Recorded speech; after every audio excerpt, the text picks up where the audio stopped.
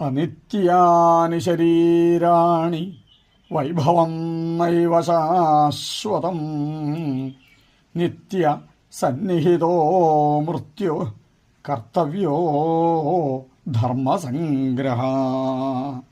అనిత్యాని శరీరాణి, ఈ శరీరం నిత్యము కాదు, ఇదో మట్టిలో కలిసిపోయేదే.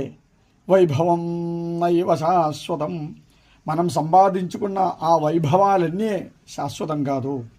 నిత్య సన్నిహితో మృత్యు, ఎప్పటికైనా రెడీగా ఉంటారు మృత్యుదేవుడు, యమదేవుడు, యమకింకరులు మనం కోసం రెడీగా ఉన్నారు.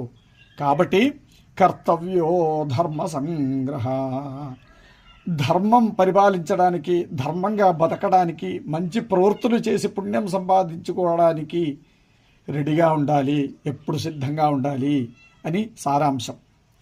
అనిత్యాని శరీరాణి వైభవానైవ శాశ్వతం నిత్య సన్నిహితో మృత్యు కర్తవ్యో ధర్మ సంగ్రహ.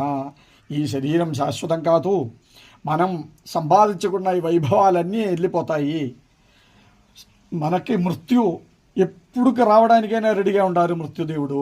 కాబట్టి మనం చేసే ప్రవృత్తులన్నిటిలో కూడా ఆ ధర్మం ఉండాలి. ధర్మం పరంగా, న్యాయపరంగా ప్రవృత్తులు చేసుకుని ఉండే సమయంలో పుణ్యం సంపాదించుకోండి అని సారాంశం.